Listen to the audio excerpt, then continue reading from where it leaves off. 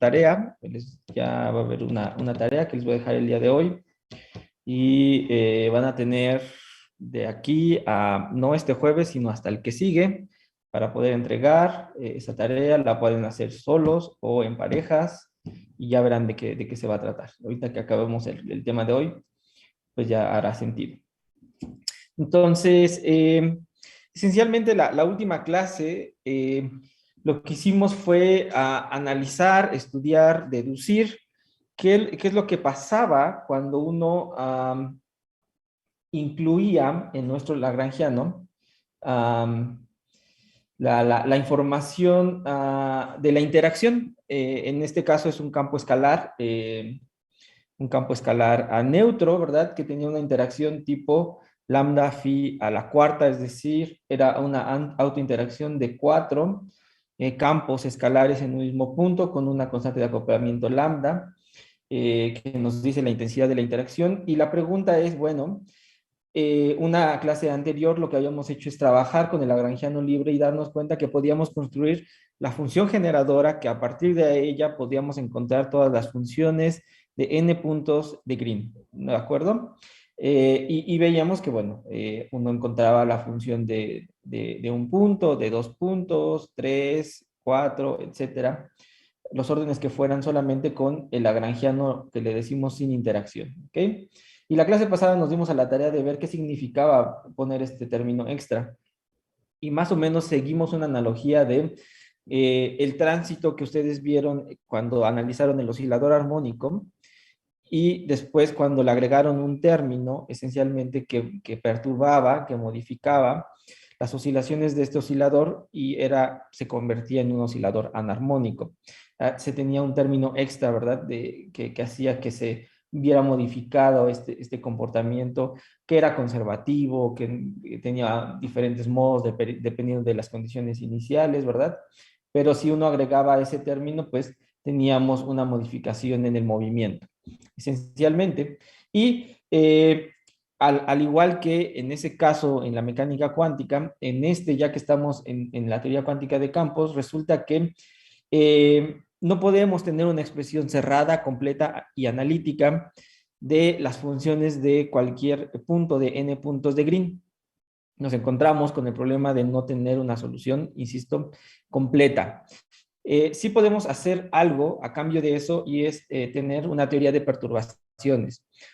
Teoría de perturbaciones cuyo parámetro de expansión es la constante de acoplamiento. Esta expansión se puede hacer a todos los órdenes sin tener que restringir absolutamente nada, ¿no?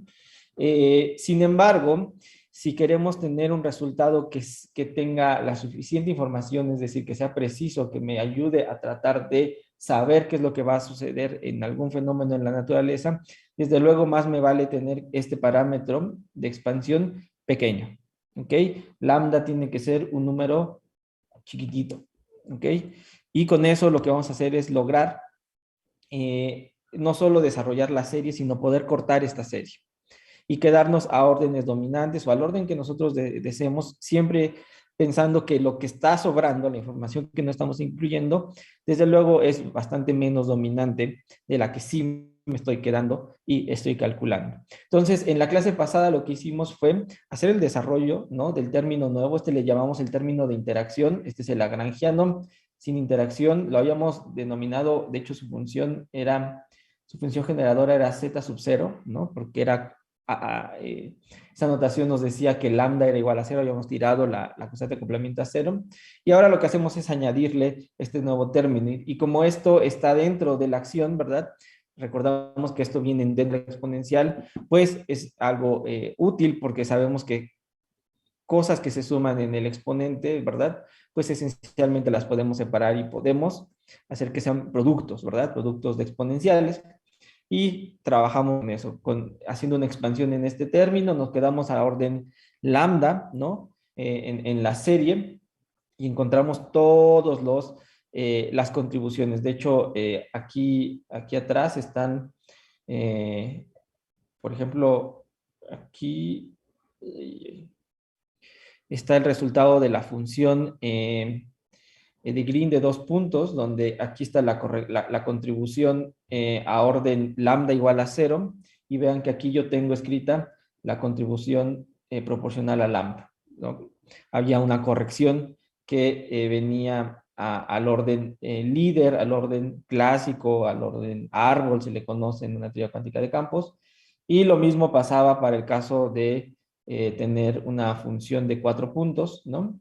Una función de Green de cuatro puntos, que como pueden ver en esta diapositiva, pues es un término mucho más grande, ¿no? Aquí está el producto temporalmente ordenado de 4 campos en 4 posiciones distintas, ¿no? Que no es más que las 4 derivadas respecto de la corriente de la función generadora una vez que la corriente se hace cero. Y vemos que hay, aquí en este paréntesis hay un término, que es el término líder, el término que no tiene correcciones debido a la interacción, es lambda igual a 0. Y después viene un término que es lambda lineal, es decir, la primera corrección en esa serie de potencias de la constante de acoplamiento. Y ahí sí que aquí abrí la llave, ¿verdad? Y todavía no acaba todos los términos que necesito construir. Para empezar, podemos identificar que existen estos y estos, ¿no? Son los primeros términos que coinciden, y después va a venir un término que también es proporcional a lambda, pero que tiene una información distinta. Entonces, la clase de hoy lo que vamos a hacer es pasar a identificar qué significan todos estos términos una vez que uno tiene la posibilidad de escribirlo en términos de diagramas de Feynman. Necesitamos identificar qué significan cada uno de ellos, qué información contienen y si es físicamente viable o no la información que me están dando todos estos términos. Entonces, para eso hay que construir algo que es fundamental en toda teoría cuántica de campos, y son las reglas de Feynman. Si uno conoce las reglas de Feynman, conoce las piezas del juego, y lo único que hay que hacer es, pues, aprender las reglas con las cuales uno va a ocupar esas piezas. Entonces, para conocer las reglas de Feynman es fundamental o es necesario conocer el lagrangiano, es decir, cuál es la teoría con la que voy a trabajar. Porque el lagrangiano no solo nos da la información del tipo de grados de libertad que tengo. Por ejemplo, hemos trabajado con un lagrangiano donde el tipo de grado de libertad que tenemos es un campo escalar neutro. ¿Ok? Y simplemente con observar qué es lo que pasa con el caso libre, con el caso que no tiene interacción, nosotros podemos encontrar justamente el propagador, ¿no? Cómo se propaga nuestro campo, en este caso escalar. Si yo tuviera otro tipo de campo aquí, si yo tuviera un campo escalar cargado o un campo fermiónico o un vector, no sé, un campo vectorial, pues desde luego que podría, nada más de la parte sin interacción, encontrar cuál es la teoría, cuál es la función de 2 puntos de Green y saber cómo se propaga, es decir, poder calcular la probabilidad de transición de mi campo desde una posición en el espacio-tiempo a otra, ¿no? Y esto se puede calcular, digamos, a la manera en que la mecánica cuántica aprendimos, es ese objeto, ese campo, se va a propagar, vamos a contar la historia completa desde ese punto inicial a ese punto final. Cuando digo contar la historia completa es contar todas las posibles historias, ¿verdad? Todas las posibles trayectorias, cada una con su peso probabilístico distinto, ¿no? Pero a ese nivel, al nivel de tener una teoría sin interacción, lo que estoy pensando, a lo que me estoy restringiendo es que en cada punto donde yo quiera identificar la historia, cualquiera de las líneas que yo esté siguiendo, las líneas que describen qué es lo que pasó entre ese punto inicial y ese punto final, siempre lo que voy a estar observando es el campo, el grado de libertad con el que estoy trabajando. Es decir, mi campo escalar, o ya les había dicho el campo, un campo fermiónico, un campo vectorial, el campo que yo esté tratando, ¿no? Esencialmente siempre voy a ver ese objeto en toda la historia, no voy a ver que pase algo extra. Para que pueda pasar algo extra, para que yo pueda observar algún cambio, algo dramático, algo que no estaba contemplado, digamos, en esta visión semiclásica que tenemos de cómo viaja un sistema en el espacio-tiempo, tenemos que incluir la información de las interacciones entre los campos, entre el campo, si es que nada más tenemos uno solo, porque es ahí donde está el secreto de qué significa realmente tener una teoría cuántica de campos. Aquí es donde vamos a dar el salto, el paso hacia adelante y aventarnos ahora sí a explorar todas las propiedades, todas las características que tiene una teoría cuántica de campos. Es siempre cuando uno pone la interacción donde va a empezar a identificar que existen fenómenos nuevos que no hayamos contemplado anteriormente. Y para poder tener claro esas ideas, pues hay que formular estas reglas de Feynman. ¿Ok? Entonces, en nuestro caso vamos a seguir trabajando con el modelo lambda phi a la cuarta. Y lo que yo quisiera mostrarles es qué significan cuando nosotros apagamos eh, las constantes de acoplamiento, cuando lambda es igual a cero, logramos identificar que la función de dos puntos de Green no es más que, bueno, la solución a la ecuación, en este caso es una ecuación tipo Klein-Gordon, ¿verdad? Una ecuación de un campo escalar, eh, que nos dice cómo se propaga, cuál es la amplitud de probabilidad de que se propague el campo desde esta posición 1 hasta esta posición 2. Y por otro lado, cuando nosotros tenemos o nos preguntamos sobre la función de Green de más puntos, de 4 puntos, por ejemplo, lo que nos estamos preguntando es, o lo que estamos observando son 4 campos puestas en diferentes posiciones del espacio-tiempo que provienen de un mismo lugar, de un mismo punto. Tenemos un punto en común de estos 4 campos y eventualmente a estos los vamos a encontrar si nosotros tenemos un sistema que mida, que pruebe, que reciba la información, vamos a saber que van a llegar 4 campos distintos, pero todos ellos coincidieron en un punto. Y entonces esto me va a arrojar información de una posible interacción. Si coincidieron en un mismo punto, existe un vértice, un lugar que compartieron ellos y en los cuales tuvieron que haber interactuado. Entonces, mientras que este primer término, el término, el término que está aquí me dice cómo se propagó, ¿no? Es la función de dos puntos de Green recuerden, sin que haya interacción. Este otro término, lo que me está diciendo, la función de Green de 4 puntos, lo que me está diciendo es cómo interactuaron en el fondo. Es decir, vamos a tener 4 estados asintóticamente medibles, ¿no? Que provienen de un mismo punto. Y en ese punto donde provienen es un vértice, es decir, es el lugar donde interactuaron. Y se dan cuenta, cuando nosotros calculamos la función de 4 puntos, que lo hicimos la clase pasada, lo que encontramos es que existía este término que era proporcional a lambda. Eso es lo último que vimos en la clase. Dentro de todas las posibilidades que yo tenía, ¿no? Yo puedo construir un objeto que es la interacción de 4 objetos en un mismo punto. Si se dan cuenta, x1, x2, x3 y x4, todos van a coincidir en un x, ¿no? Cuando todas las deltas sean iguales a 1, es decir, cuando x1 es igual a x, cuando x2 es igual a x, cuando x3 es igual a x y cuando x4 es igual a x, este objeto es finito. De lo contrario, este objeto es cero. Entonces, eso quiere decir que tuvieron que venir, ¿no? Tuvieron que coincidir al mismo tiempo, ¿no? En la misma posición del espacio-tiempo, estos 4 objetos. Y además es proporcional a la constante de acoplamiento, a la intensidad de interacción de estos campos escalares. Entonces, con estos dos elementos, parece ser que podemos construir muchas cosas en nuestra teoría y sobre todo podemos construir objetos en una teoría perturbativa. Y es lo que quisiera hoy abordar, porque lo que vimos la clase pasada probablemente fueron todas las deducciones y pudieron haber quedado en el olvido qué es lo que calculamos y qué es lo que significaba cada uno de los términos. Al final de la clase quise hacer una reflexión sobre qué significaba cada término, pero hoy sí quiero enfocarme a describir cada uno de estos, de los términos que calculamos. Y para eso quiero regresarme o quiero iniciar por mostrarles este diagrama. Es un diagrama de Feynman, este que tengo aquí dibujado, donde esencialmente si yo agarro y pongo una caja negra, ¿no? Aquí, ¿no?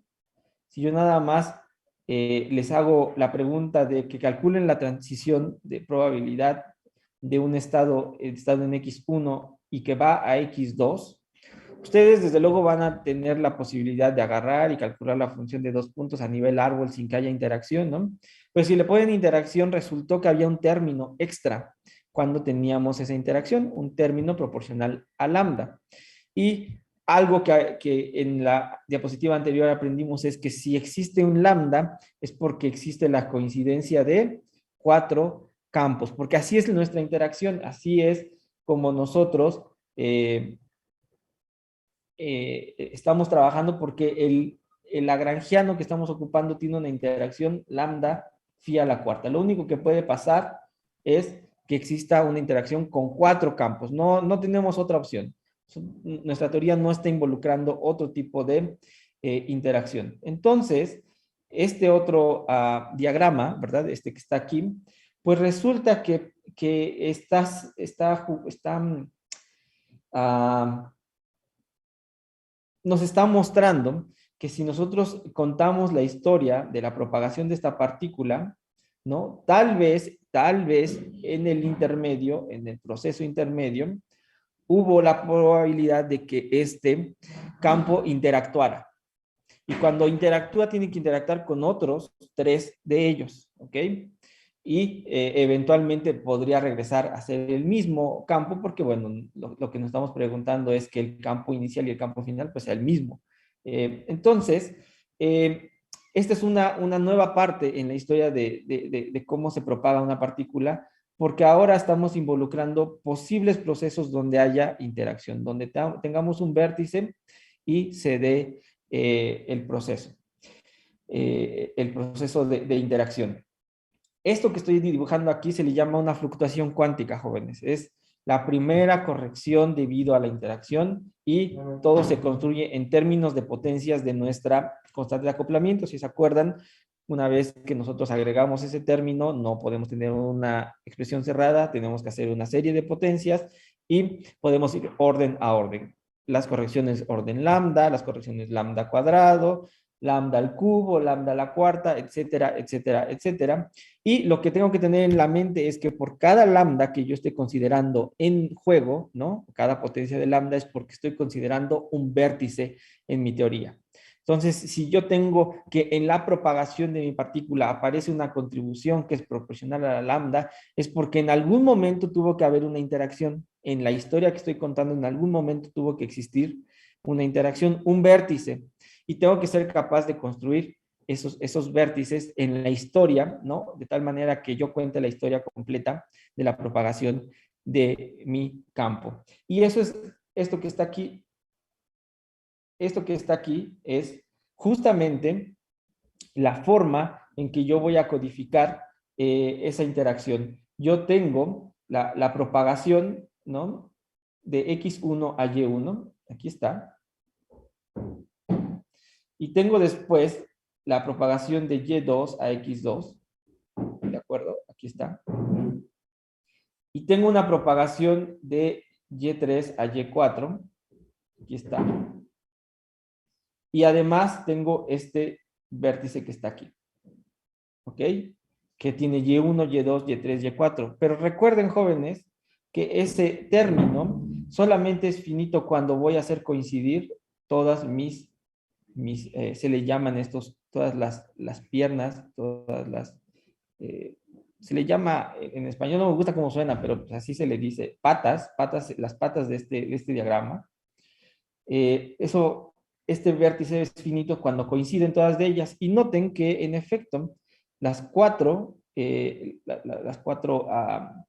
líneas van a coincidir en este punto, ¿no? Justo este vértice está haciendo que coincida en ese punto. Va a ser finito siempre y cuando Y3, Y4, Y1 y Y2 coincidan en un mismo punto. ¿Qué es lo que estoy haciendo aquí? Lo sustituyo de manera explícita quién es el vértice. Y noten que yo voy a integrar, tengo que integrar la historia sobre todas las Y posibles, sobre todas las Y1, Y2, Y3, Y4. Desde luego que Eso lo único que me va a arrojar es que por cada Y1, Y2, Y3, Y4, pues lo que tengo que hacer es la coincidencia con todas las Ys, ¿verdad? Y lo único que entonces me queda por hacer es decir que esta fluctuación pudo haber pasado aquí, o aquí, o aquí, o aquí, o aquí, o aquí, y todo, tengo que sumar sobre todas las posibilidades que yo tengo. ¿De qué? De Y. Porque Y es la variable que va a recorrer desde X1 hasta X2, ¿no? Esa fluctuación pudo haber pasado en algún momento muy cerquita de que se inició la propagación, o muy al final, o en medio, en donde sea. No tengo una restricción de por qué tuvo que haber sido en algún punto en específico. Tengo que sumar sobre todas esas opciones. ¿Ok? Entonces, lo único que me resta por hacer es que se den cuenta que si yo impongo estas deltas, ¿verdad? Es decir, hago las integrales en cada una de estas variables y1, y2, y3, y4, lo que voy a obtener al final de cuentas es que se va a contraer, se va a contraer uno de estos propagadores, justamente el que me lleva de Y3 a Y4. ¿Ok? Entonces va a ser en la misma posición. El Y3 y Y4 van a ser iguales, por lo tanto, es como tener Y menos Y, si lo quieren ver así. Y es un propagador que está en cero. ¿Ok? Mientras que voy a tener que calcular después todos los propagadores que me van a llevar desde X1 hacia esa posición y de esa posición Y a X2. Pero ahí sí tengo que sumar sobre todos los posibles Y, como les decía. ¿Ok? Entonces, puedo contar esta historia, o puedo contar esta otra, o no sé, aquí en donde haya ocurrido esa fluctuación. ¿Ok? Entonces, déjenme hacer esta idea de vamos a jugar a los Legos, porque quiero que agarremos dos piezas básicas de Lego. Una es esta que está aquí, es el propagador, ¿no? A orden árbol, y la otra es el vértice a orden árbol, y tratemos de construir diferentes objetos con estas dos piezas de Lego. Déjenme decir qué es lo que vamos a hacer. En el primer caso voy a construir con tres piezas de propagador y una de vértice.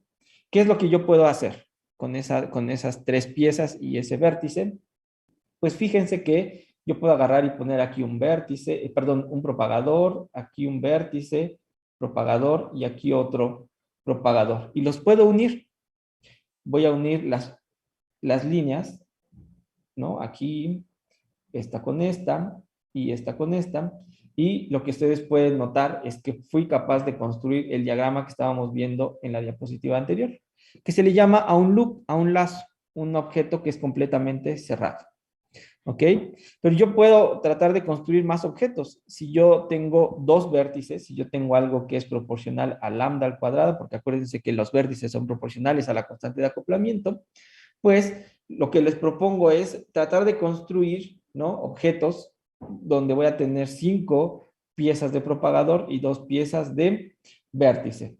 Pues la historia es más o menos lo mismo. Voy a tratar de armarlos uniendo las diferentes líneas.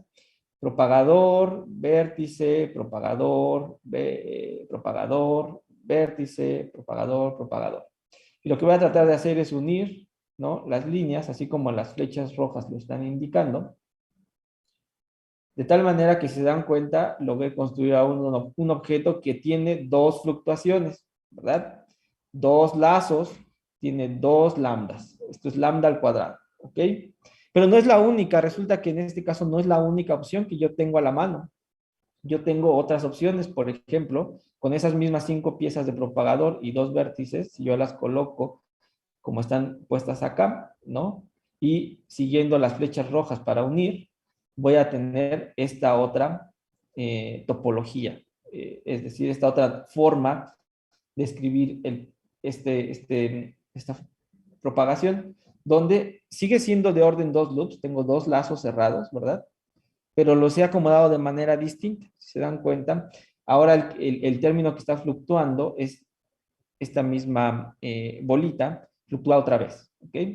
A cambio, a comparación de esta donde era, digamos, Nuestro campo inicial fluctuaba, volvía a ser nuestro campo, volvía a fluctuar y volvía a ser nuestro campo. Aquí no, aquí es nuestro campo, está fluctuando, pero a su vez vuelve a fluctuar, regresa al campo inicial y continúa su historia.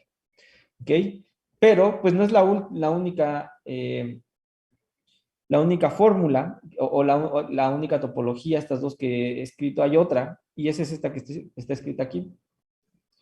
Y entonces lo que podemos jugar es a cómo generar esos diagramas. Pues lo que yo voy a plantear es, necesito mis cinco propagadores y mis dos vértices, ¿no? ¿Cómo los voy a construir? Pues veo rápidamente lo que está escrito ahí. Tengo un propagador, tengo un vértice, tengo otro propagador aquí arriba, eh, otro propagador aquí abajo, otro propagador aquí abajo, tengo otro vértice y tengo otro propagador. ¿Ok? Y lo que voy a hacer es, una vez más, voy a unir las líneas que tengo acá.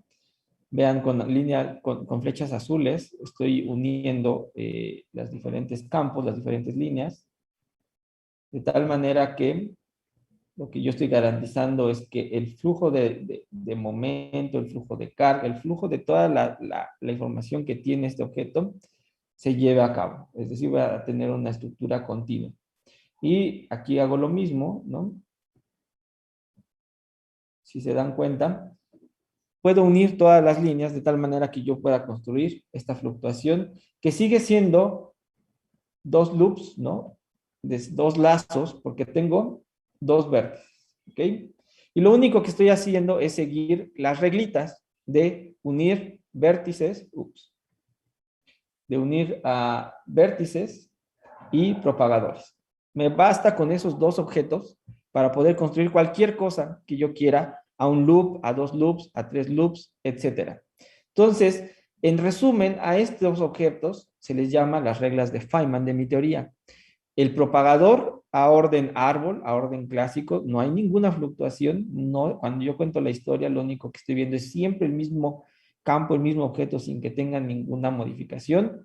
Y por otro lado, cómo interactúan mi campo. Si yo tuviera una teoría que tiene más de un campo, seguramente Lagrangiano va a decir todas las formas en que los diferentes campos van a interactuar, tal vez con ellos mismos o con otros campos. Y entonces no sería solamente un diagrama asociado a la interacción, probablemente tendría más de un vértice, dos, tres, cuatro vértices, dependiendo de mi teoría, y lo único que tengo que hacer es incluir esa información. Información de todos los vértices que yo tengo y tratar de, con esas piececitas, juntarlas de tal manera que yo pueda construir todas las opciones de tener una fluctuación o bien todas las opciones de construir dos fluctuaciones y así sucesivamente, tres fluctuaciones, cuatro fluctuaciones, ¿no? Como se dan cuenta, no es única la topología, la forma de construir fluctuaciones orden a orden en dos loops. En esta teoría resultó que ya necesito tener tres diferentes topologías. Perdón, aquí está una, aquí está dos, y en la siguiente diapositiva pues estaba la tercera. ¿Ok? Entonces resulta que había tres distintas formas. Si yo tengo tres loops, seguramente me van a salir más opciones para poder construir. Pero entonces, algo que nos podría llamar la atención es ¿de qué se trata el tratar de conocer la propagación o el propagador de una partícula? ¿Qué realmente a nivel de una teoría cuántica de campos me quiere decir la propagación de un campo? Y todo esto está en el vacío, de jóvenes. Pues resulta que la propagación de un campo, pues parece ser una caja negra, en el sentido de que lo que hay aquí adentro es nada o todo al mismo tiempo. Puede existir cualquier cosa que nos podamos imaginar en esta caja negra, porque esta caja negra será el resultado de una suma infinita de términos, donde ahí voy a incluir todas las correcciones de mi serie perturbativa en lambda. Todas las correcciones a orden lambda, o todas las correcciones a orden lambda al cuadrado, o todas las correcciones lambda al cubo, lambda a la cuarta, lambda a la sexta, y entonces yo voy a poder juntar toda una colección o una suma infinita de términos. todos ellos, ¿no? Sumados me van a dar realmente lo que significa el propagador. Entonces, dejamos de pensar que el propagador simplemente es una partícula que le voy a contar su historia de un punto inicial a un punto final sin que le pase absolutamente nada en el camino, más que pues tenga diferentes trayectorias. No, lo que vamos a contar es que las diferentes trayectorias también podrían tener diferentes fluctuaciones, diferentes variaciones, diferentes cambios debido a que ahora estoy incluyendo la interacción en mi Lagrangiano. Si yo no tengo interacción, voy a tener un campo libre. Si yo incluyo interacciones, pues voy a tener que hacer las mezclas de el campo libre y de los términos de interacción de los vértices para construir este objeto que es mucho más que solamente la interacción a orden árbol, sino todas las correcciones cuánticas que uno construye a nivel perturbativo. Entonces, cuando nosotros calculamos nuestras funciones de 2 puntos de Green la clase pasada, y me voy a regresar a, a, a lo que vimos en la clase pasada, acuérdense que era el, la propagación clásica, ¿no? Pero aquí ya viene la primera fluctuación cuántica. Y si nosotros hubiéramos hecho el cálculo a orden lambda al cuadrado, pues hubiéramos tenido más términos. Y si lo hacemos a lambda al cubo, más términos, todos estos que estoy viendo en la representación de los diagramas de Feynman. Y como ustedes se pueden dar cuenta también de este término que es la función de Green de 4 puntos, también tengo un término que es este que está aquí, ¿no? Sí, aquí está. Esto que está aquí, que es el término proporcional a mi interacción, ¿no? Aquí sí necesito poner la interacción porque necesito saber cómo estos van a coincidir en algún punto. Y aquí está toda esa información. ¿Sale, vale? Esta otra que está aquí, ahorita vamos a ver de qué se trata. Porque resulta que no todos los resultados de esta expansión, no todos los términos que estamos anotando aquí, pues tienen como una interpretación física. Hay algunos que no tienen interpretación física, que son cosas obsoletas, que son cosas que hay que quitar de nuestra teoría porque son términos extras. Entonces, más o menos de manera gráfica, esos todos los términos que habíamos calculado tienen su interpretación y ahora los vamos a usar para construir esta teoría de perturbaciones en mi teoría cuántica de campos. ¿Dudas hasta aquí, jóvenes? No, profesor, ahorita todo bien. Ok. um, Muy bien. Pues ahora vamos a hablar un poquito de las simetrías, porque va a resultar que cuando ustedes hagan cálculos aquí, ustedes se podrían preguntar si lo que están escribiendo es único o hay diferentes formas de leer cada uno de los elementos de esta serie perturbativa. Y la primera de ellas, ¿no? Las simetrías con las que quiero tratar es a nivel de los diagramas de Feynman, este que estamos tratando o que vimos en un principio que es una fluctuación en la propagación de nuestro campo escalar. Resulta que yo no tengo por qué pensar que hay una sola opción para que yo trate la historia de la propagación. Es decir, imagínense que yo agarro, inicio a mi campo, ¿no? En el punto X1 y voy a ver qué es lo que le va a suceder en el futuro cuando llegue a la posición X2, ¿no?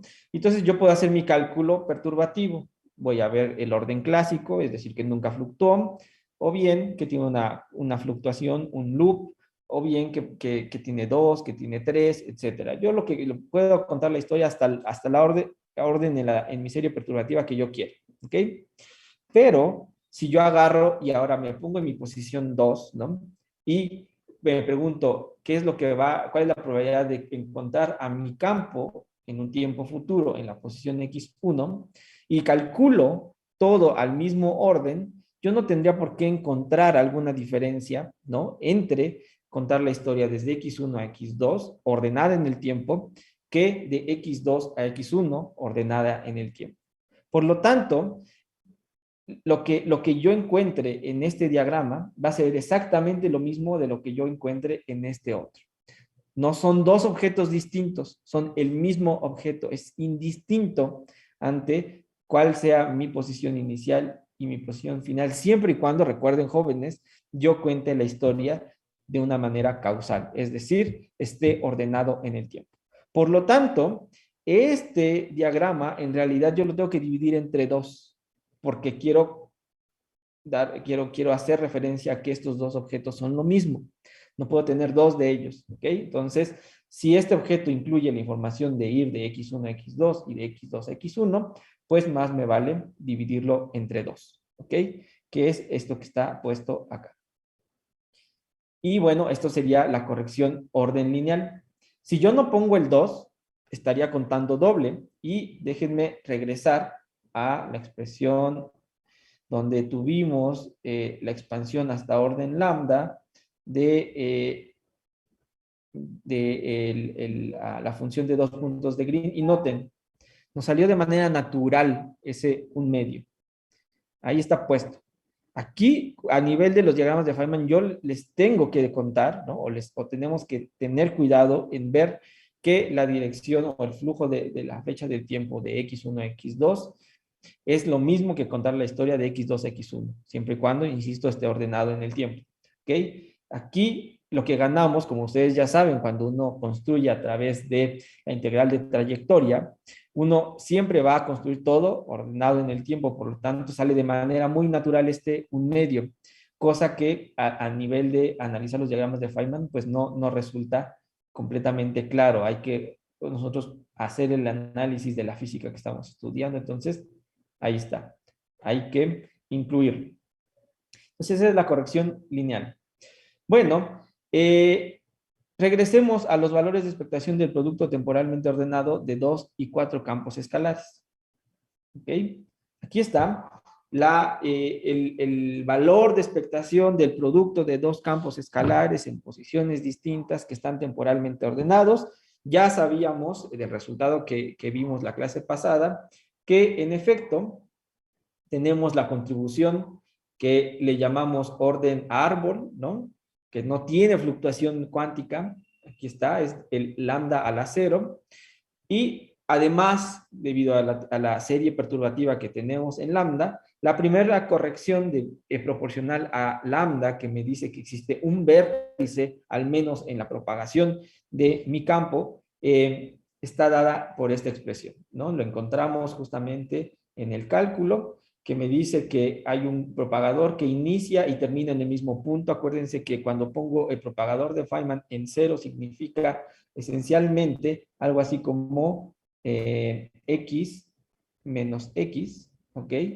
Es decir, inicia y termina en el mismo punto, ¿no? Que justamente le corresponde a esto que tengo acá. Y aparte tengo que tener los otros dos propagadores, el que va de x1 a ese punto x y de x a ese punto x2 final, ¿ok? Y como yo les he repetido, pues esta fluctuación no tiene que pasar en un solo punto en específico, puede ser en cualquiera entre x1 y x2, ¿ok? Entonces esta x pues puede ser un punto acá, un punto acá, o donde ustedes quieran, ¿ok? Entonces hay que sumar sobre todas las opciones, sobre todas las historias que pueden suceder, incluyendo esta fluctuación. Entonces, aquí está condensada la información tanto de la clase pasada como del inicio de esta clase sobre la función de Green de 2 puntos, ¿verdad? En el vacío, cuando tenemos una contribución o una corrección a orden lambda. Pero lo interesante o algo a notar es qué es lo que realmente sucede cuando tenemos ahora una función de Green de 4 puntos, la función de este producto temporalmente ordenado de 4 campos en diferentes posiciones, ¿no?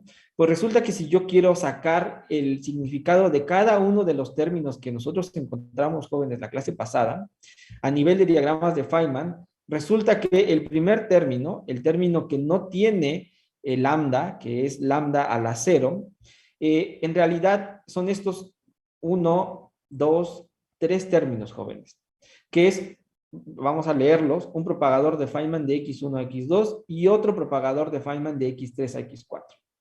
Aquí está, jóvenes, el propagador de X1 a X2 y el propagador de X3 y X4. Yo no tengo nada aquí en esta expresión que me obligue a tener que poner X1 a unir X1 con X3 o X1 con X4 o X2 con X3 o X2 con X4. Nada.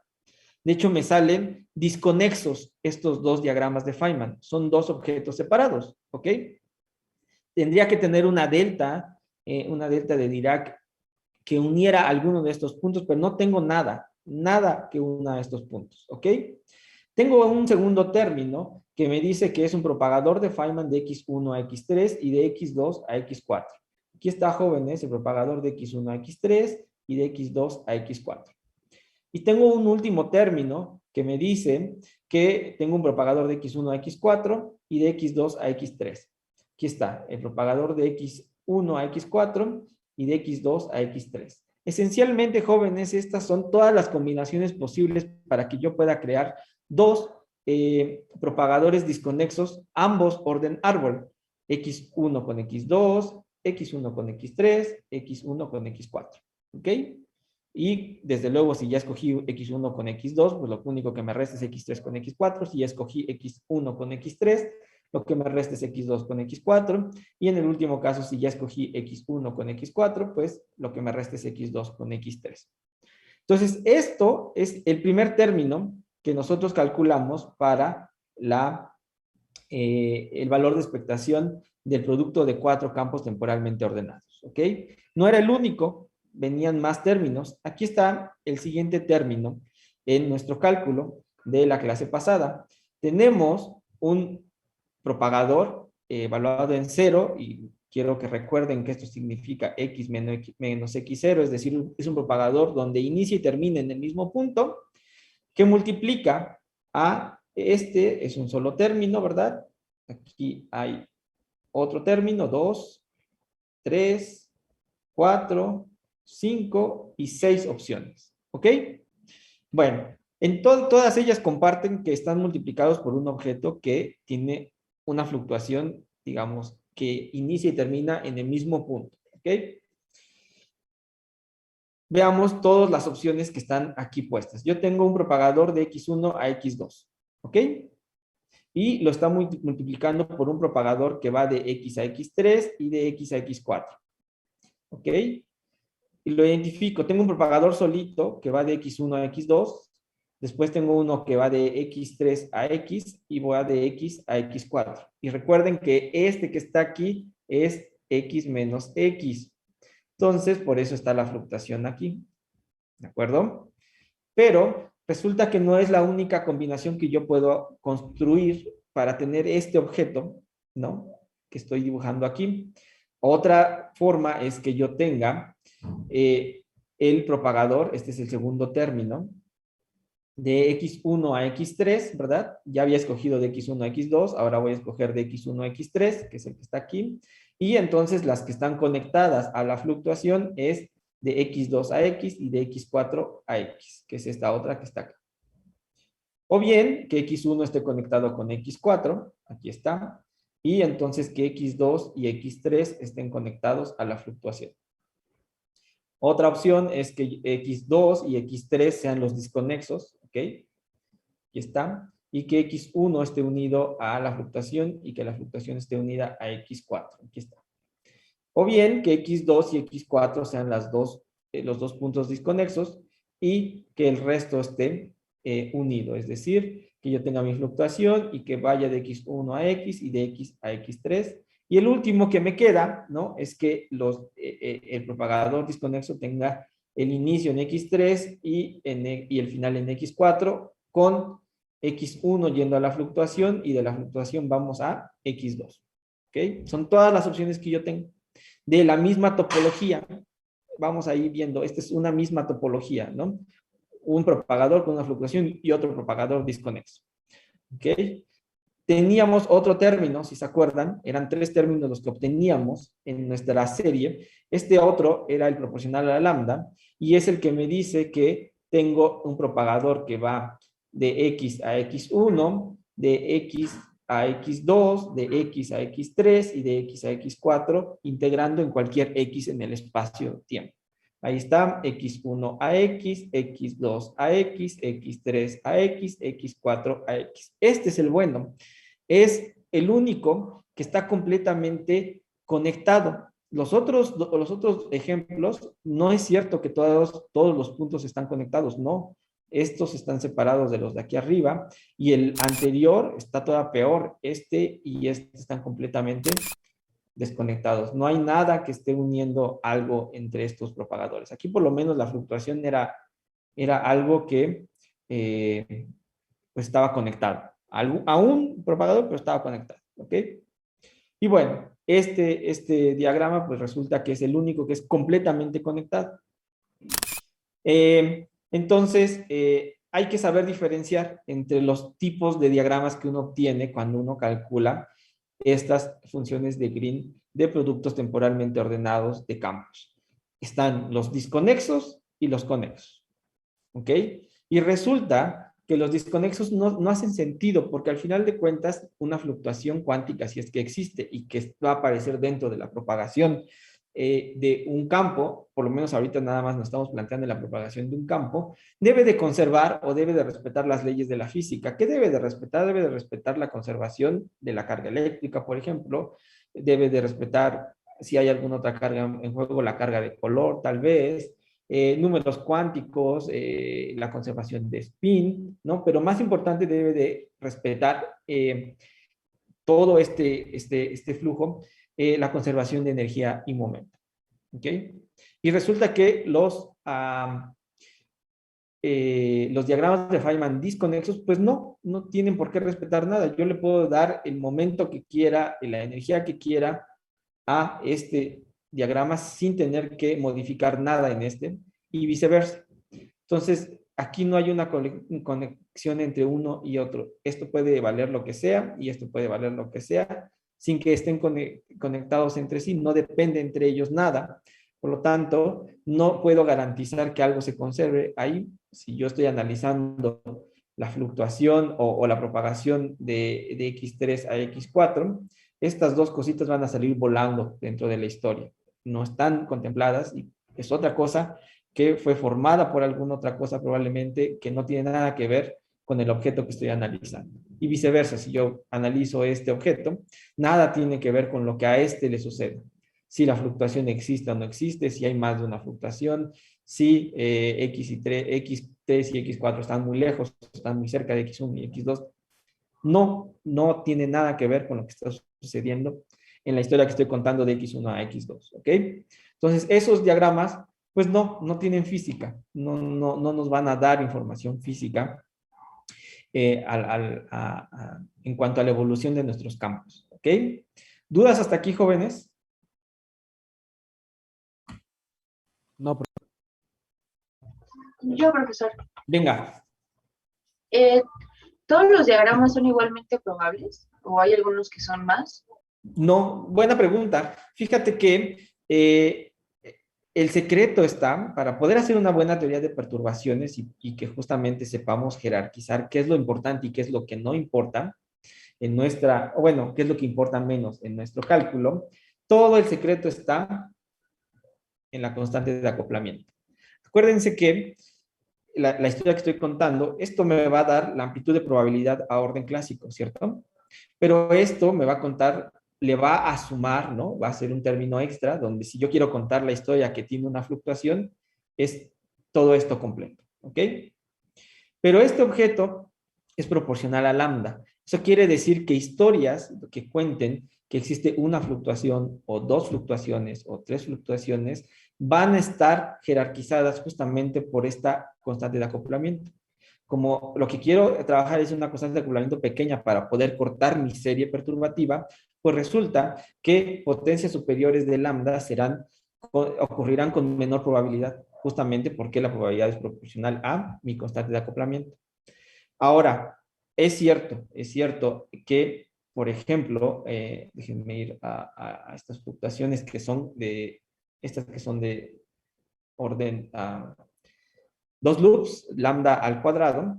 Es cierto que ahí, ¿no? Uno sí podría diferenciar de estos tres, cuáles son más probables o menos probables. Pero aquí lo que uno tiene que hacer es pensar en qué región de energía y momento está mi estado inicial y mi estado final. Es decir, hay mecanismos más eficientes, ¿no? Para transmitir ese momento, eh, a pesar de que hay dos fluctuaciones.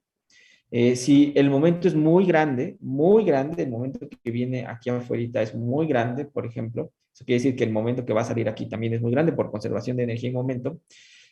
Por ejemplo, estas fluctuaciones no son tan favorecidas como las que serían en esta otra topología. Y eso se puede demostrar analizando cómo se ve la estructura eh, eh, analítica de cada uno de los términos. Y de hecho, por ahí va la tarea, jóvenes, ya les voy a explicar la tarea, porque a mí me gustaría que ustedes calculen las correcciones a orden lambda al cuadrado de esta teoría. Y que entonces, una vez que tengamos esas expresiones, vamos a poder identificar qué término, bajo qué regiones es dominante y cuál no. Uno puede ver cuál es la expresión analítica de qué es lo que pasa si yo tiro al momento externo, K, si yo le llamo K, a un valor chiquito o a un valor grandote, pues yo hago una expansión para K grande, para K pequeñita, y van a ver que hay términos que dominan unos sobre otros. Y esa es la pregunta a un mismo orden. Pero si son a diferentes órdenes, lo que resultará es que las fluctuaciones de órdenes superiores son menos probables porque contienen más vértices, más constantes de acoplamiento, que al ser pequeña, pues hace que esos términos sean cada vez más difíciles de producirse. ¿Sí, sí respondí la pregunta? Sí, doctor, gracias. Muy bien. ¿Alguna otra duda?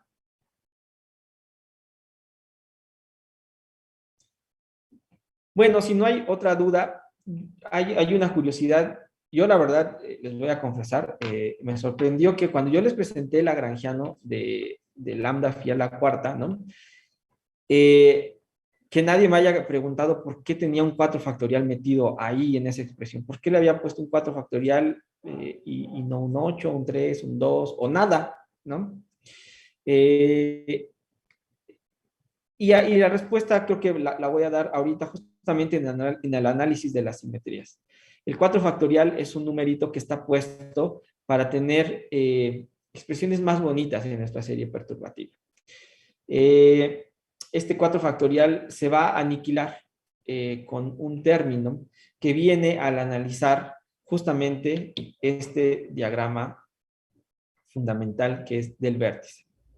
Y ahí les va la respuesta de este 4 factorial, porque ustedes me dirán, no sé si soy claro, cuando Luis dice que hace una serie en potencias de lambda, pues le resultan objetos que en verdad son proporcionales a esta lambda, ¿no?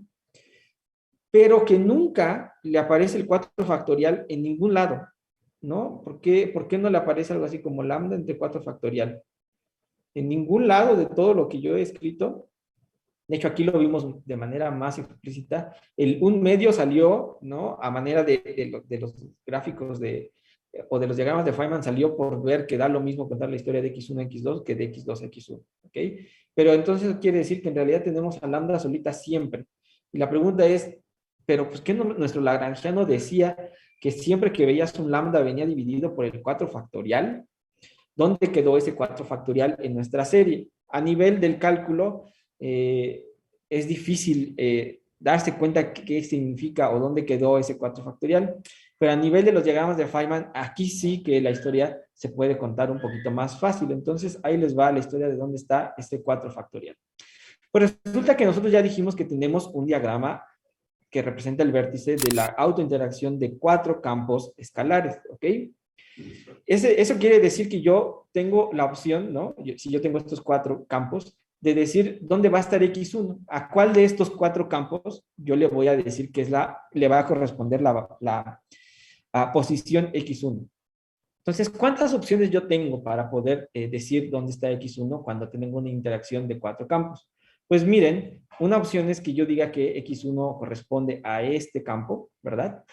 Pero yo no pierdo nada, de hecho es arbitrario decir, por ejemplo, que X1 vive en esta otra, corresponde a este otro campo, o que X1, ¿no?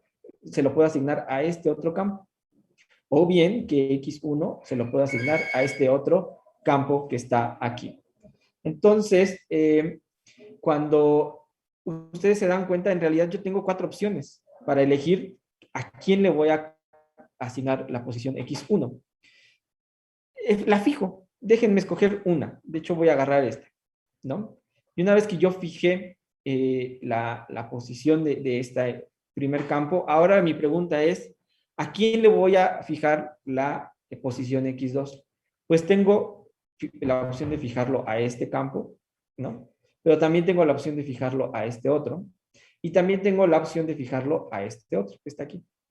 ¿Cuántas opciones tengo? Al final tengo 3 opciones, ¿ok? Una vez que yo fijé X1 y X2, de manera arbitraria dije X1 y X2 son estos, ¿cuántas opciones tengo para fijar X3? Pues o lo fijo a este campo que está aquí, o lo fijo a este otro campo que está aquí. Tengo 2 opciones, ¿ok? Y bueno, una vez que yo fijé X1, X2 y X3, pues ya no tengo más remedio que decir quién es X4, porque es la única opción que me queda.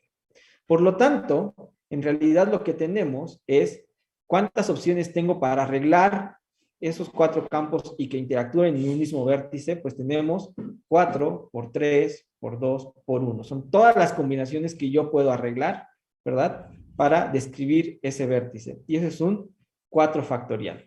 Por lo tanto, cada vez que yo ponga un vértice, lo tengo que multiplicar por un 4 factorial. Y oh sorpresa, nuestro lagrangiano venía como un lambda entre 4 factorial. Entonces el 4 factorial, chao, me lo quito. Y por lo ya no, cuando yo hago mi serie perturbativa, mi expansión perturbativa, yo ya no voy a cargar con ese 4 factorial. Obtengo algo mucho más sencillo, es decir, claramente una expansión en potencia solamente de lambda. ¿Ok? Entonces es por eso que a este lagrangiano, a este lambda phi a la cuarta, siempre se le pone un 4 factorial para cuando uno hace esta expansión perturbativa, quitarse siempre ese término, ¿no? En cada vértice te tendría que aparecer un lambda entre 4 factorial, ¿no? Y si uno trabaja en potencias superiores de la serie, pues habrá que tener un término bastante más engorroso. Entonces, lo único que hay que hacer es que recordar que por cada vértice yo tengo 4 factorial opciones para arreglar mis campos y por lo tanto, eso tiene que ir multiplicado en cada uno de mis términos proporcionales a lambda y se cancela el 4 factorial. Y entonces, nada de lo que nosotros construyamos, ninguna función de Green de n puntos par, porque recuerden que para esta teoría todas las funciones de Green de n puntos, cuando n es impar son 0, todas son 0, solamente sobreviven las pares, cualquiera de ellas, nunca me va a aparecer el 4 factorial, justamente porque cada vértice carga con este número de degeneración, se le llama así, debido a todas las diferentes opciones que yo tengo para ordenar mis campos en esta autointeracción. ¿Quedó claro esto?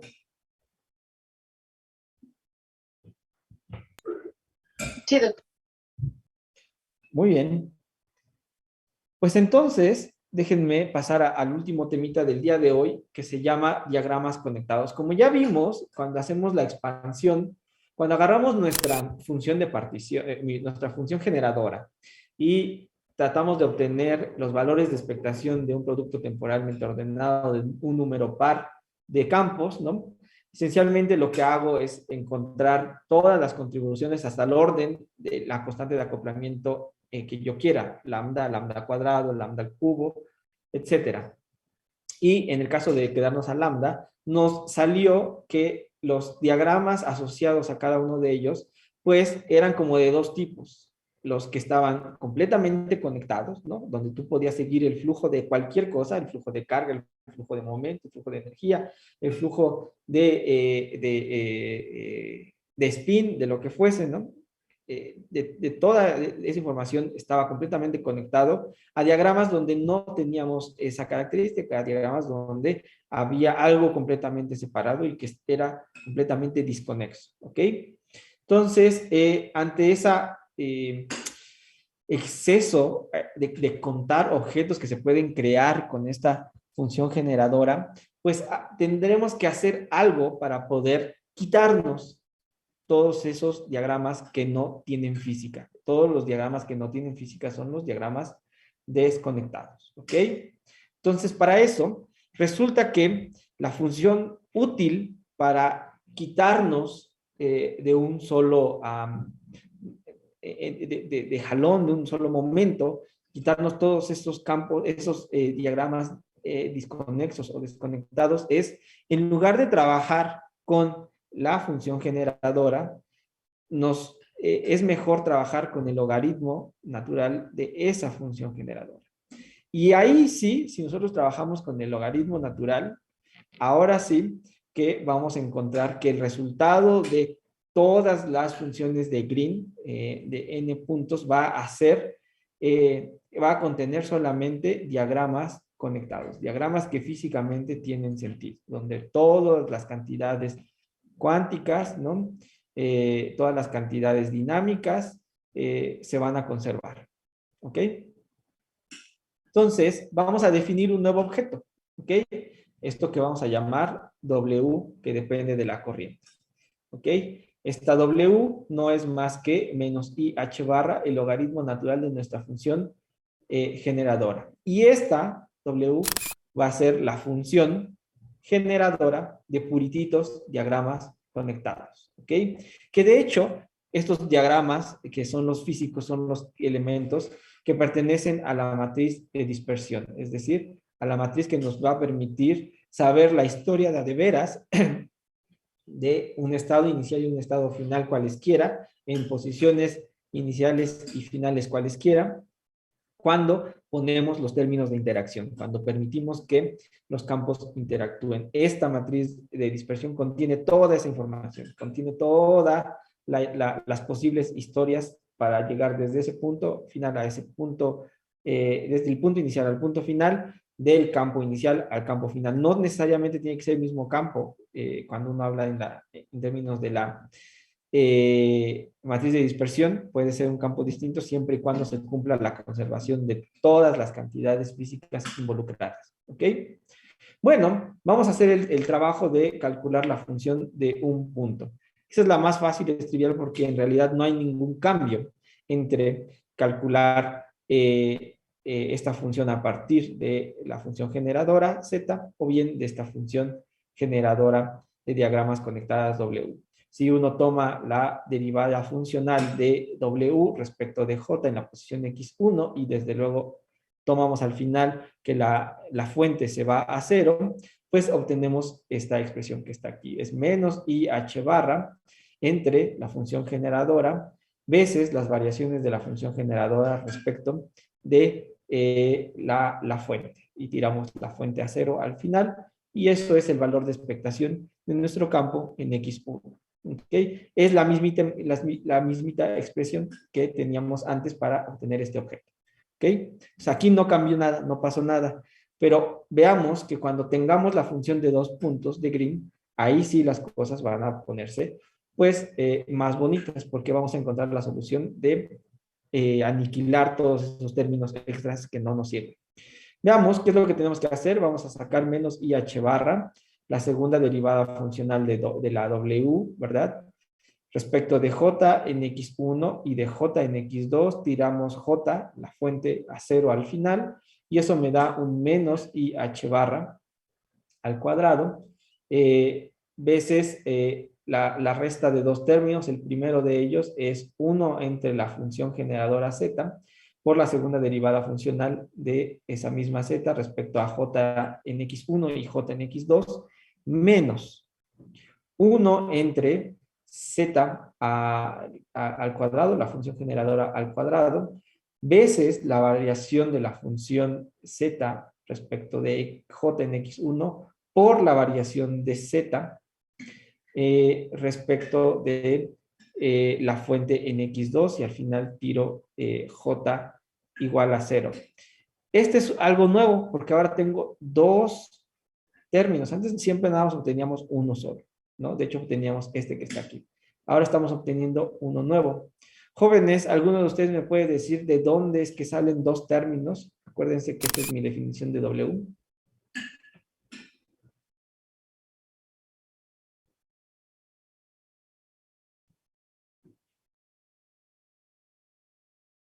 Pues saldrás de utilizar la regla de la cadena, ¿no, profe? De acuerdo, ¿no? Hay que ocupar la regla de la cadena, ¿no? Cuando uno encuentra la primera variación, ¿verdad? En realidad tengo un producto de dos términos, si se dan cuenta.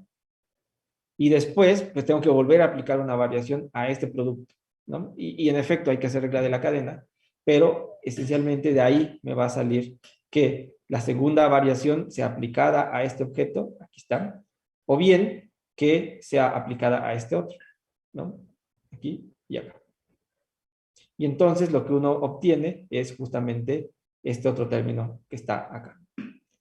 Y entonces, si yo lo reescribo esto que estaba aquí es lo que antes llamábamos el valor de expectación, ¿verdad? Del producto temporalmente ordenado de dos campos en x1 y en x2. Ahora le tengo que restar este que está aquí, uno de las zetas, ¿no?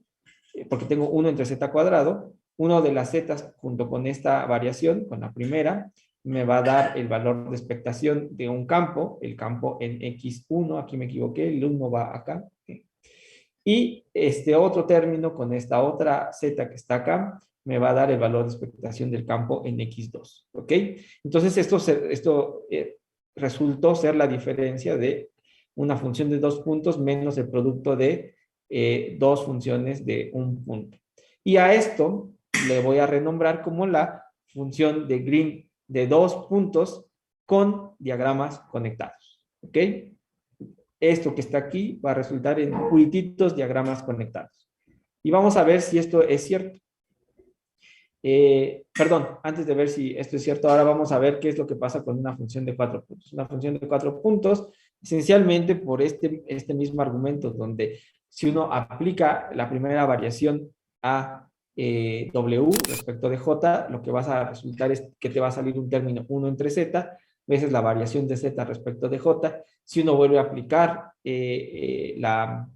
una segunda variación en alguna otra posición de J, pues vas a tener que sacarle la derivada funcional a este producto, te van a salir dos términos, si aplicas una tercera te van a salir más términos, de tal manera que cuando apliques, ¿no?, una cuarta derivada funcional para encontrar esta función de Green de cuatro puntos, vamos a obtener la que ya conocíamos, ¿verdad? La que contiene toda la información de diagramas conectados y desconectados, menos el producto de funciones de Green de dos puntos, ¿no? Del producto de dos de ellas, y tenemos que encontrar todas las posibles combinaciones que hay.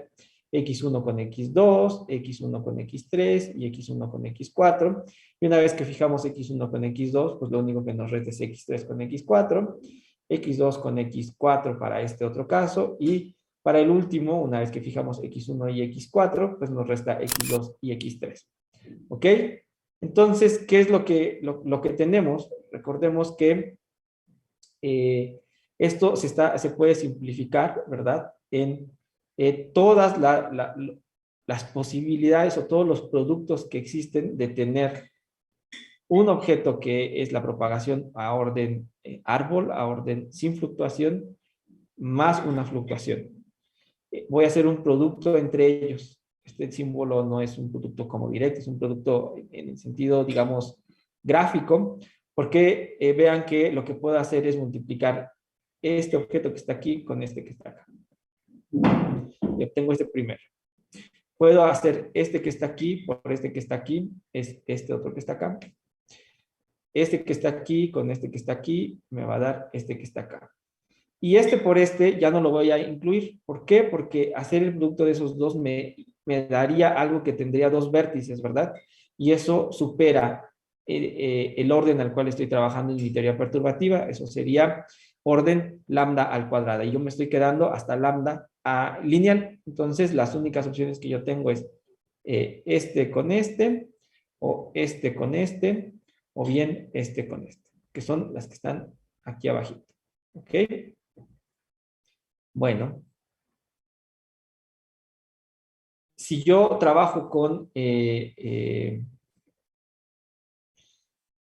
perdón, claro, esta es una de mis opciones cuando yo he dejado o he elegido que X1 y X2 están conectados y que X3 y X4 están conectados, ¿verdad? Pero podría pensar que existen otras opciones, que X1 con X3 está conectado, ¿no? Y que X2 con X4 estén conectados. Y puedo repetir la misma historia, este por este, perdón, este por este, o este por este, o este por este. ¿Ok? Para formar 1, 2, 3. Todos los diagramas que yo he obtenido anteriormente los estoy tratando de construir con un producto de estos dos. ¿Ok? Algo que no tiene fluctuación con algo que tiene una fluctuación. Y la última opción que tengo, la última combinación, es que X1 esté conectado con X4. ¿Ok? Y que X2 esté conectado con X3. Y la misma historia. Voy a mantener algo que es lambda a la 0, lambda lineal y el último término lo ignoro porque eso es más allá del orden perturbativo al que estoy trabajando. ¿Ok? Entonces, ¿qué es lo que quiero decir? Vean que este objeto que está aquí, en color rojo, ¿verdad? El que está de X1 a X2, pues contiene la propagación sin fluctuación y la propagación con fluctuación, ¿verdad? Porque no he apagado la interacción. Y este otro que está aquí es este que está acá. ¿Estamos de acuerdo? Y que el producto de ellos me va a generar estos tres diagramas. ¿Ok? Que es lo que tengo en la primera línea. En color azul escribí la opción de unir X1 con X3, que es lo que está en la siguiente diapositiva, si se acuerdan. Aquí está X1 con X3, X2 con X4. Sin fluctuación, con una fluctuación, y hago todos los productos hasta orden lambda. Ahí están las tres opciones. Y el último de las opciones que tenía estaba escrito en color verde, que es unir X1 con X4 y X2 con X3. Y ahí está. X1 con X4, X2 con X3, cada uno de ellos, ¿verdad? Cada función de 2 puntos contiene que sea sin fluctuación y con una fluctuación. Y hago el producto de ellos quedándome hasta el orden lambda, que son estos tres diagramas. ¿Ok? Entonces, ¿qué es lo que voy a hacer? Si se dan cuenta, a mi función de 4 puntos completa que tiene toda la información, le voy a restar lo que está en rojo, lo que está en azul, lo que está en verde. Que significa que voy a quitar este diagrama, este diagrama, este diagrama, este otro, este otro, este otro, este de aquí y este de aquí. Y si se acuerdan, lo que yo tenía antes eran todos ellos y además tenía uno extra, que era el que estaba completamente conectado, si se acuerdan. Y resulta que es el único que está sobreviviendo, porque es el único que no estoy sustrayendo, es el único remanente.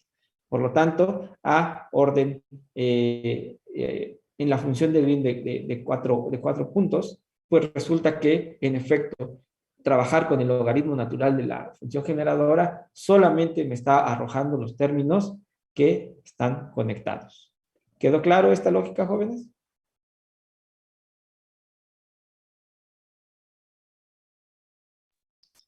Sí, profe.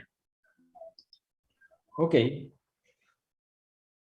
Y bueno, nada más como última idea alrededor de cuando uno hace una expansión en nuestra teoría debido a que hay un acoplamiento de que uno tiene interacción. Como ya les había dicho, el tratar de calcular el propagador de un campo en realidad es calcular una caja negra, porque esta caja negra puede contener absolutamente todo lo que tú quieras.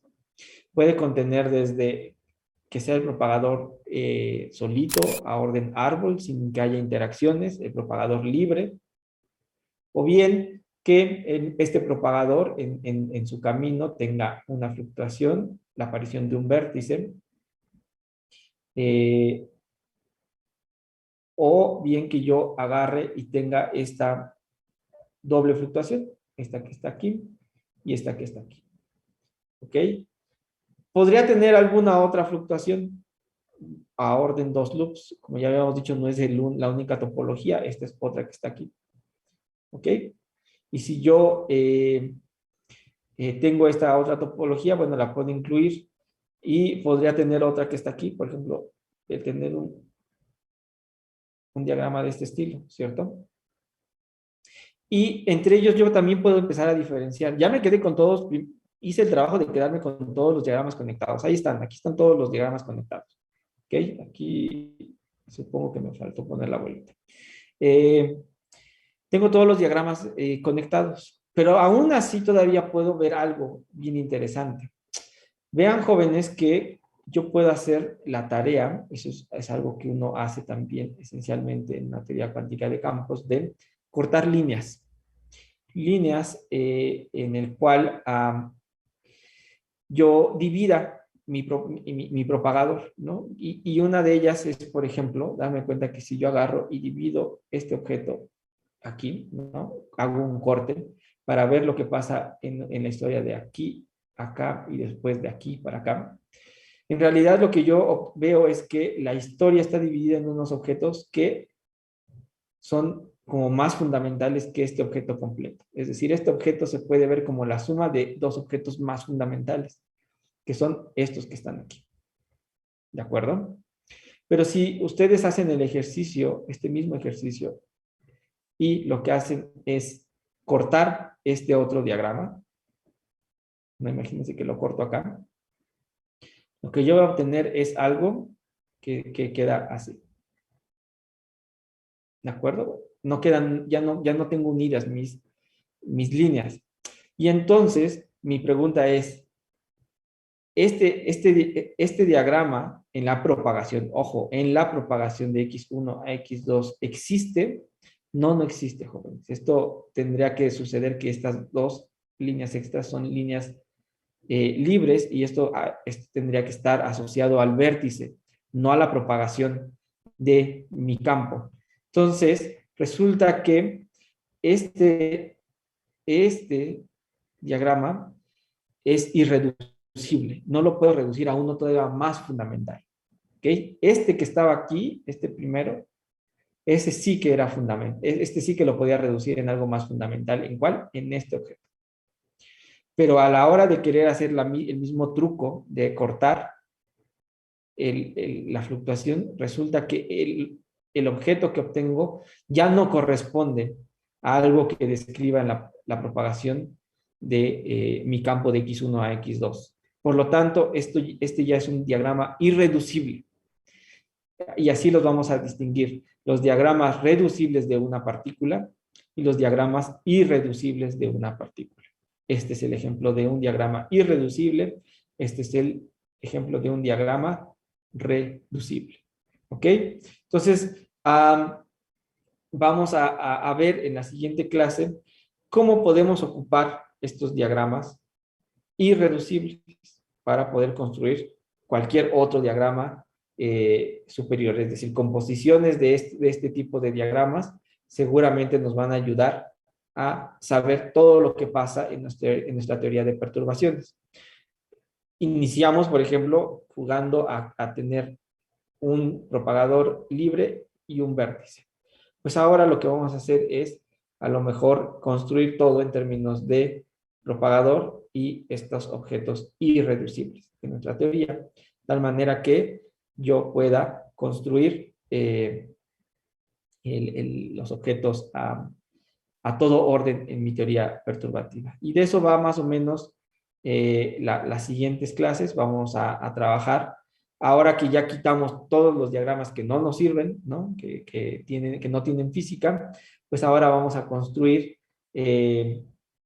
toda una serie de objetos perturbativos y vamos a trabajar con estos objetos perturbativos, ya no solo que tengan que ver con la propagación de mi partícula, sino con algunas otras cosas de interés en nuestra teoría cuántica de campos. Entonces, pues eso es lo que quería platicarles hoy. Ya generalizamos nuestro conocimiento en la teoría cuántica de campos a un campo escalar en específico. Encontramos la función de Green de 2 puntos. En general sabemos cómo calcular de n puntos. Cuando no tenemos interacción ya también sabemos que se obtiene algo de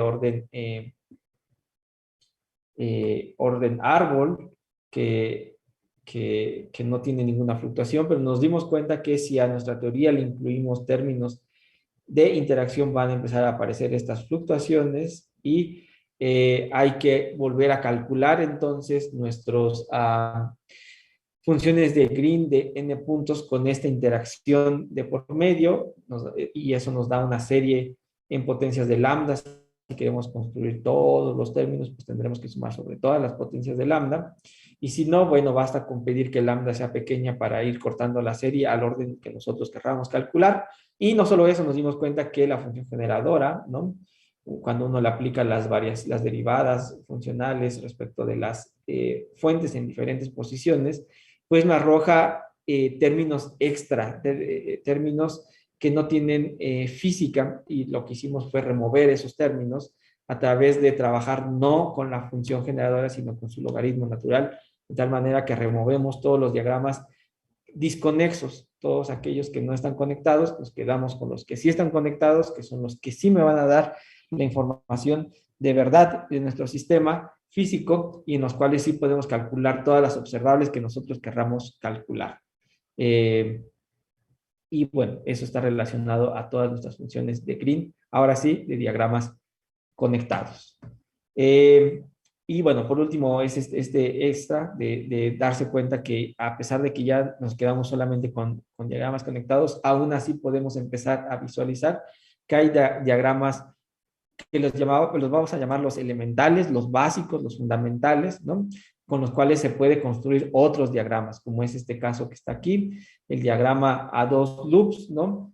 Se puede dividir justamente como una superposición o una suma de diagramas a un loop que son más fundamentales aún. Hay otras topologías que no es así, ¿no? Que no se pueden escribir como una composición de este diagrama fundamental. Entonces hay que encontrar todos los diagramas irreducibles de una partícula en nuestra teoría. Y bueno, de eso vamos a tratar en la siguiente unidad. Esto ya se acabó, la parte de revisar la integral de trayectoria en un campo escalar. Ahora vamos a pasar a hablar sobre la acción efectiva. El siguiente tema es la acción efectiva y vamos a ver qué significa esta acción y qué información nos va a dar esta acción cuando uno cuando uno trabaja en una teoría cuántica de campos. ¿Ok?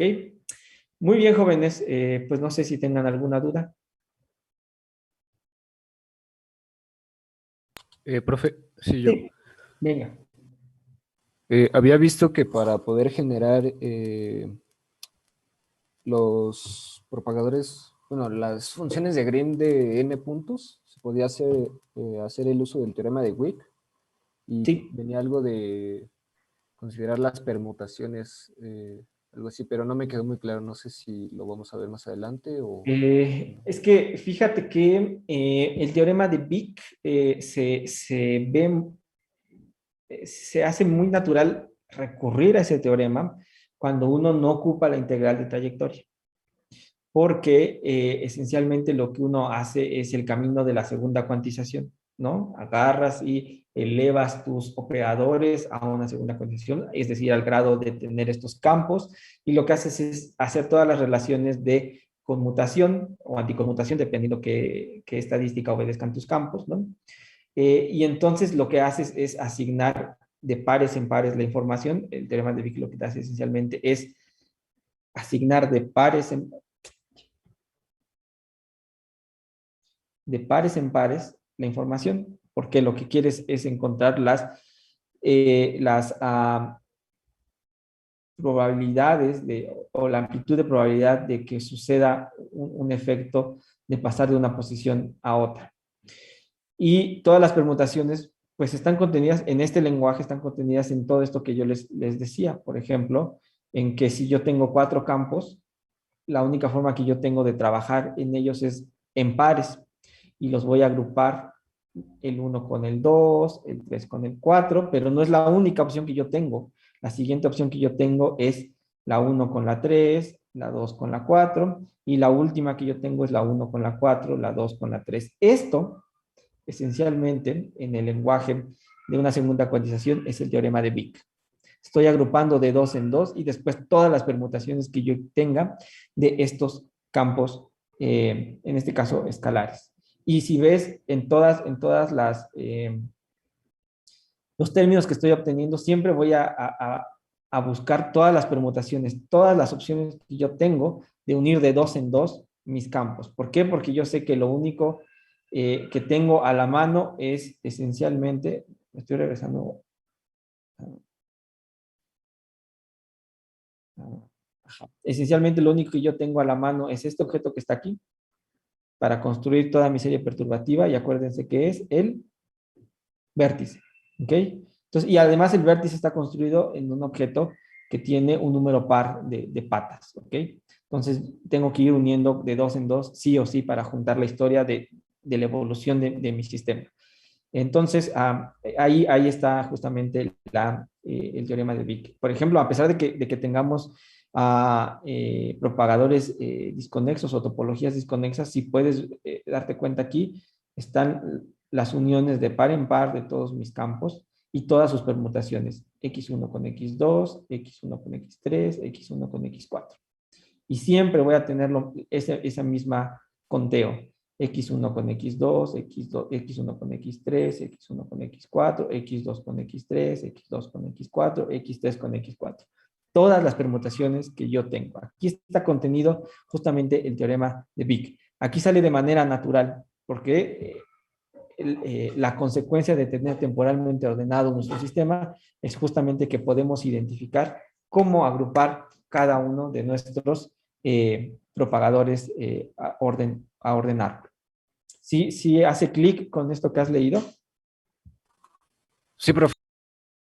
Ok, pero es muy interesante, jóvenes.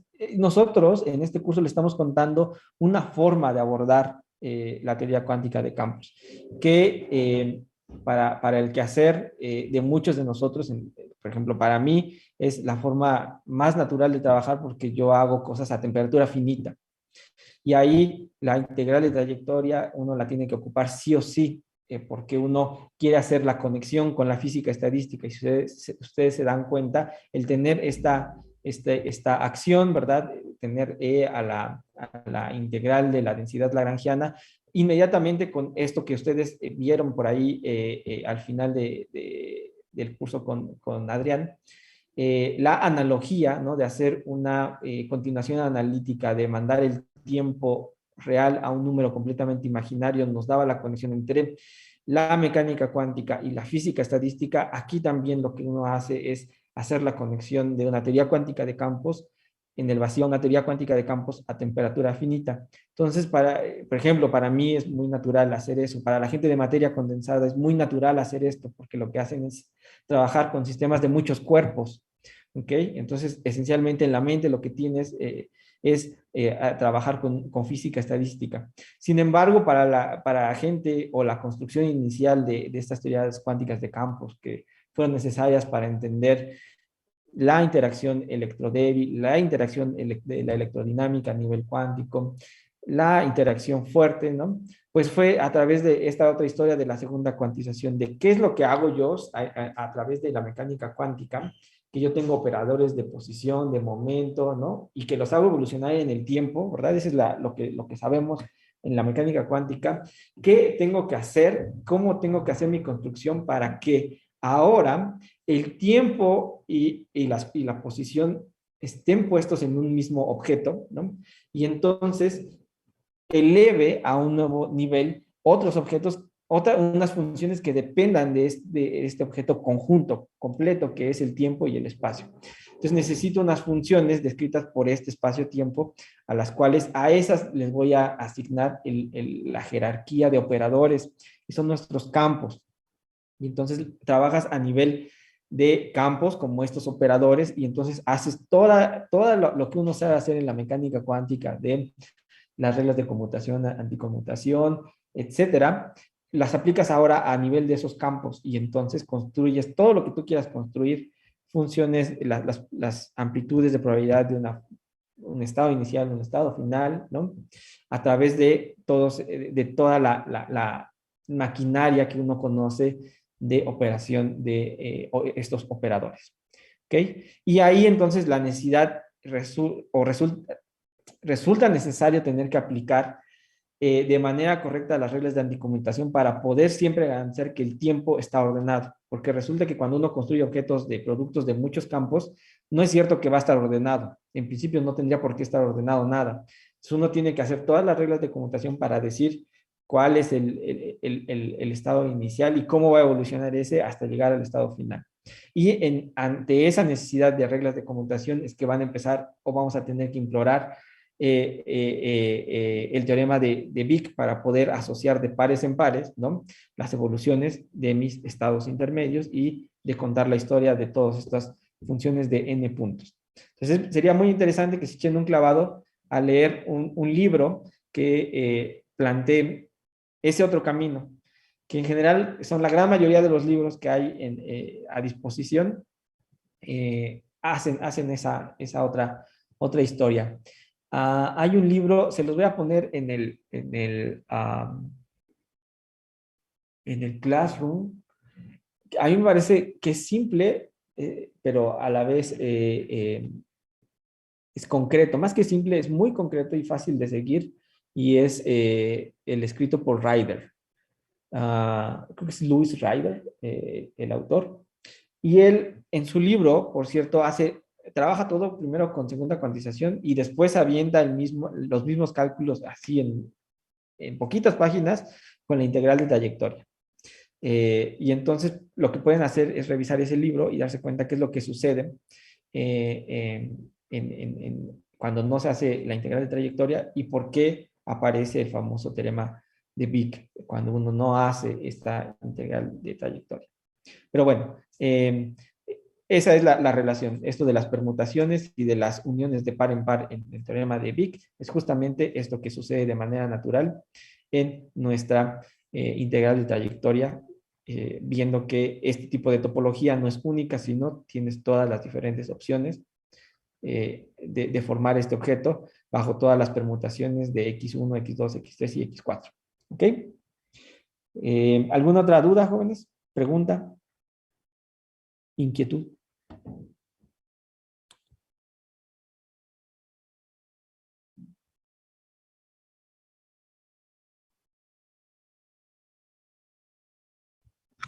Yo tengo una. A ver, venga. Aquí en estos diagramas se puede ver algo del entrelazamiento. ¿Entrelazamiento cuántico? Sí, No. Uno podría hacer... no, no. La respuesta es no. Y aquí en nuestra teoría resulta de manera tajante, ¿no? El darte cuenta que estos dos diagramas que están aquí, ¿verdad? Nos dicen la propagación de algo, ¿no? De hecho, ese algo es un campo escalar de x2 a x3, ¿no? Y la propagación de otro campo, tiene que ser otro campo, ¿no? El campo no puede vivir en dos lugares y tiempos, porque acuérdate que la historia está contada desde x1 hasta x2, ¿verdad? De x1 a x4 es otro campo, ¿ok? Y entonces, lo único que podría hacer que estos campos eventualmente supieran de sí uno del otro es que la historia que venga detrás de cada uno de ellos, es decir, el surgimiento de X1 y de X2, viniera de un mismo campo origen, es decir, que hubiera más interacciones, más términos de interacción en el medio que generaran eventualmente estos dos campos en la posición X1 y X2. Sin embargo, para eso requieres incluir en tu teoría nuevas interacciones, nuevos vértices, más información. Esta teoría no las tiene, ¿ok? Y no es que las deba de tener para poder garantizar eso, no. tenemos una teoría que tiene solamente esa interacción y entonces con esa sola interacción no hay forma de comunicar a nivel cuántico, todo esto es cuántico, no hay manera de comunicar X1 con X2, X4 con X3 y que lo que pase aquí abajo entre X2 y X3 repercuta de alguna manera con X1 con X2. Lo único que sí te voy a garantizar es que este objeto está violando todas las reglas que en la física hemos planteado. Las conservaciones de cualquier cantidad las estamos violando. Primero, estamos haciendo que aparezca algo nuevo sin tener que darle energía. ¿Ok? No estamos perdiendo energía por la creación de esto, porque toda esta energía, todo lo que sí sabemos que tiene de energético mi sistema lo va a contener este otro término, o viceversa, lo puede contener este, pero este no. Entonces, hay una aparición, así una generación espontánea, ¿no? De unas partículas, el cual el vacío de teoría no te lo permite. No tienes ningún término en tu lagrangiano que te diga que de la nada va a surgir un campo y que se va a propagar. Necesitas, acuérdate, siempre fuentes, ¿ok? Fuentes, es decir, formas de perturbar a tu campo y que hagan que aparezcan estas excitaciones. Esto es, resultó que apareció algo sin que lo perturbaras. Y eso no puede ser. Eso viola por completo cualquier ley de la física. Entonces, aquí no estamos pensando en que están relacionados, no hay una relación entre ellos. Simplemente estos diagramas no tienen una física involucrada y es por eso que se barren, se quitan, ¿no? Y te quedas con la parte que sí te cuenta la historia de manera correcta, que obedece todas las reglas de la física de manera correcta, que son los diagramas conectados.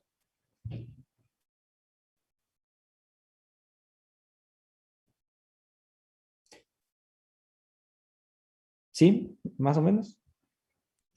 Sí, gracias. Ok, ¿otra duda?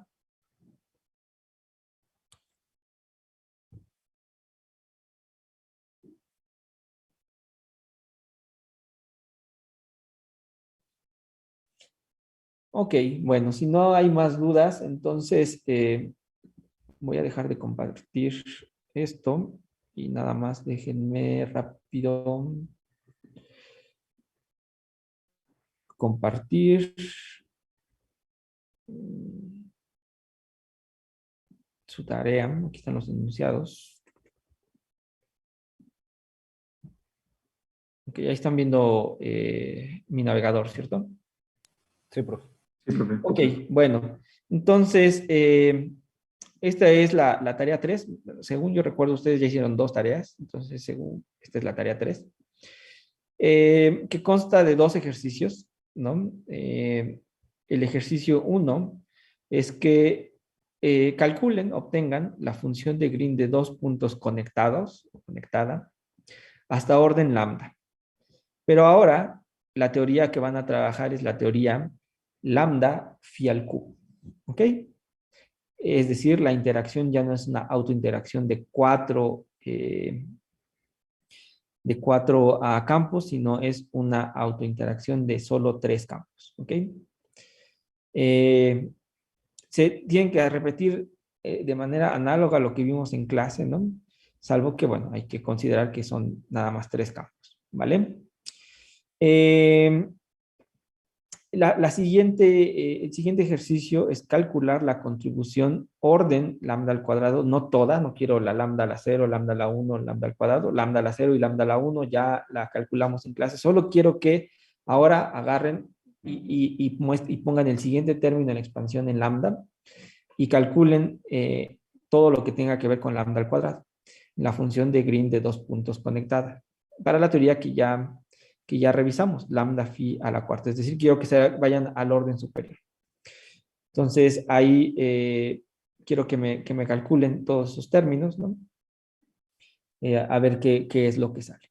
Esto, digamos, tiene la lógica de que alguna vez en la vida, una vez en la vida se tiene que hacer estos cálculos. Ya después uno, pues ya sabe qué hacer, ya no, la receta es muy fácil de seguir siempre cuando uno hace integral de trayectoria.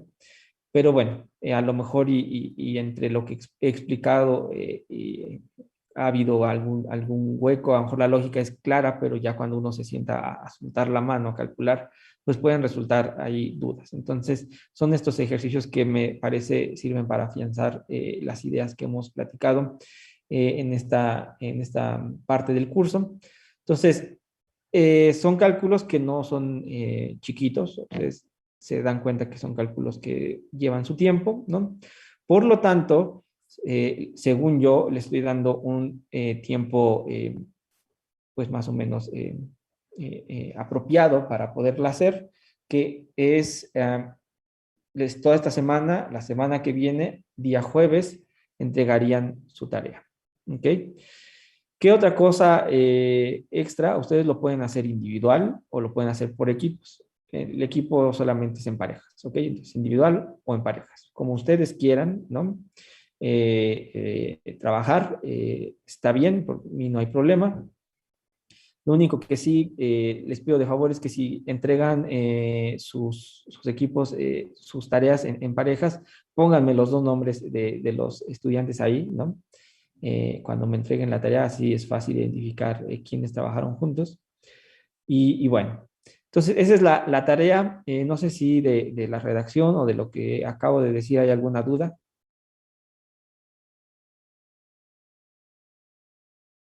No, profe, todo está claro. Perfecto. De todas maneras, cualquier duda que tengan sobre el cálculo, cualquier cosa que quieran resolver, me pueden mandar correo, ¿no? Y con gusto puedo atender cualquier duda que se les presente en el camino. Muy bien, jóvenes, pues entonces nos vemos el día miércoles, ¿verdad? Que tengan bonita tarde, cuídense mucho y ahí estamos en contacto. Ok, profe, hasta Gracias, luego. profe, hasta Gracias. luego, que esté bien. No. Gracias. Hasta luego.